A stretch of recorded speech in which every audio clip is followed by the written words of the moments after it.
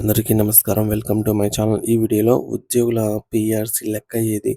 6 డీఏలు ఎక్కడికి పోయాయి? ఉద్యోగుల జీతాల పెంపు గురించిన పూర్తి వివరాలైతే ఈ వీడియోలో తెలుసుకుందాము. వీడియో అయితే ఎక్కడే కానీ స్కిప్ చేయకుండా ఎండ్ వరకు చూసేయండి. ఇన్ఫర్మేషన్ పూర్తిగా అర్థమవుతుంది. అలాగే వీడియో చూస్తున్న ప్రతి ఒక్కరు వీడియోకి లైక్ చేయండి ఫ్రెండ్స్. ఈ వీడియోని తోటి ఉద్యోగ పెన్షన్ మిత్రులతో అయితే షేర్ చేయండి. కొత్తగా మన ఛానల్ చూస్తున్న వారు ఇంకా ఎవరైనా సబ్స్క్రైబ్ చేసుకోకపోతే వెంటనే మన ఛానల్ని అయితే సబ్స్క్రైబ్ చేసుకోండి. సబ్స్క్రైబ్ చేసుకోవడం వల్ల నేను చేసే ప్రతి ఒక్క వీడియో మీ వరకు రీచ్ అవుతుంది. ఇక ఆలస్యం చేయకుండా వివరాల్లోకి అయితే వెళ్ళిపోదాము. సో ఫ్రెండ్స్, ఇక విషయానికి వచ్చినట్లయితే మాజీ మంత్రి మరియు బీఆర్ఎస్ సీనియర్ నాయకులు హరీష్ రావు గారు ఇటీవల ప్రభుత్వ ఉద్యోగుల సమస్యలపై చేసిన ప్రసంగం రాష్ట్ర రాజకీయాల్లో పెను సంచలనం సృష్టిస్తోంది. ప్రస్తుత కాంగ్రెస్ ప్రభుత్వం నడుపుతున్నది ప్రజాపాలన కాదని, ఇది ప్రజలను మరియు ఉద్యోగులను నిలువున వరించేటటువంటి ప్రజా వంచక పాలన అని ఆయన అత్యంత ఘాటుగా అయితే విమర్శించారు. ముఖ్యంగా రాష్ట్ర ఆవిర్భావ దినోత్సవమైనటువంటి జూన్ 2వ తేదీన ముఖ్యమంత్రి రేవంత్ రెడ్డి గారి ప్రసంగం విన్న తర్వాత తమకు ఏమైనా ఆర్థిక వెసులుబాట్లు కలుగుతాయని ఆశించినటువంటి లక్షలాది మంది ఉద్యోగులు, ఉపాధ్యాయులు తీవ్ర నిరాశకు లోనయ్యారని ఆయన ఆవేదన వ్యక్తం చేశారు. ఏ ప్రభుత్వానికైనా ఉద్యోగులు వెన్నెముక అని వారిని విస్మరిస్తే పరిపాలన కుంటుపడుతుందనైతే ఆయన హెచ్చరించారు.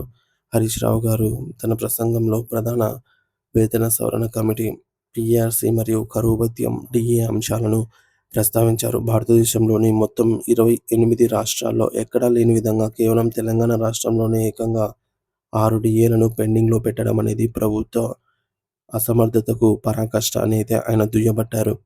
సాధారణంగా పెరిగే ధరలకు అనుగుణంగా ఉద్యోగుల జీవన ప్రమాణాలు దెబ్బతినకుండా ఇచ్చేటటువంటి ఈ యొక్క డిఏలను నిలిపివేయటం వల్ల మధ్యతరగతి ఉద్యోగుల కుటుంబాలు ఆర్థికంగా చితికిపోతున్నాయని ఆయన వివరించారు. రిటైర్డ్ ఉద్యోగులకు అందాల్సినటువంటి పెన్షన్ ప్రయోజనాలు, గ్రాట్యుటీ వంటివి కూడా సకాలంలో అందటం లేదని, వృద్ధాప్యంలో వారు ప్రభుత్వం చుట్టూ తిరగాల్సి రావటం బాధాకరమని ఆయన పేర్కొన్నారు. కార్మికుల పక్షాన నిలబడుతూ ఆశా వర్కర్లు మరియు అంగన్వాడీల సమస్యలపై ఆయన ప్రభుత్వాన్ని గట్టిగా నిలదీశారు. ఎన్నికల సమయంలో ఆశా వర్కర్లకు నెలకు 18,000 రూపాయలు వేతనం ఇస్తామని హామీ ఇచ్చిన కాంగ్రెస్ ప్రభుత్వం అధికారంలోకి వచ్చాక ఆ మాటను గాలికి వదిలేసిందని ఆయన ఆరోపించారు.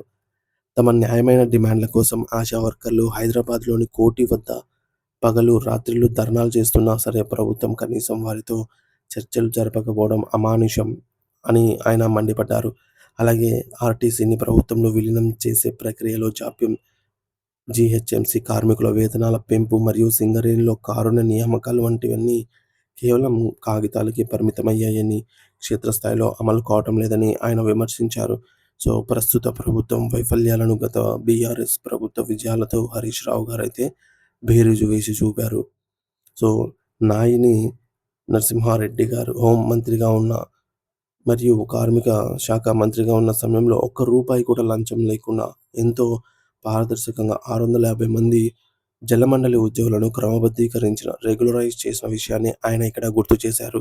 అప్పుడు ఉద్యోగుల ముఖాల్లో సంతోషం ఇప్పుడు కనపడటం లేదని, ప్రస్తుత ప్రభుత్వం కేవలం మాటలతో కాలక్షేపం చేస్తూ పనులను అటకెక్కిస్తోందని ఆయన ఆగ్రహం వ్యక్తం చేశారు.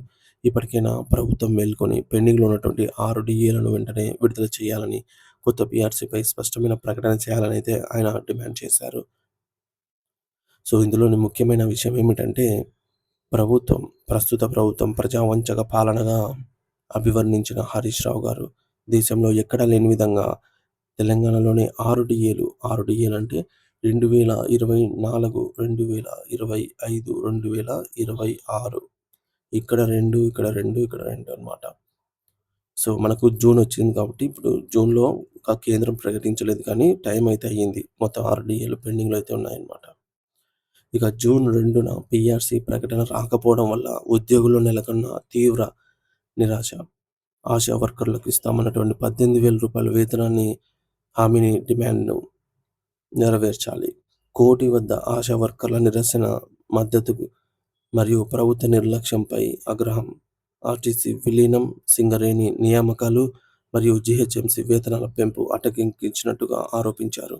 గతంలో నాయిని నరసింహారెడ్డి హయాంలో జరిగినటువంటి పారదర్శక ట్రాన్స్పరెన్సీ రెగ్యులరైజేషన్ గుర్తు చేశారనమాట. సో మరి దీనిపై మీ అభిప్రాయాన్ని అయితే ఖచ్చితంగా కామెంట్ ద్వారా అయితే తెలియజేయండి friends. Thank you for watching this video.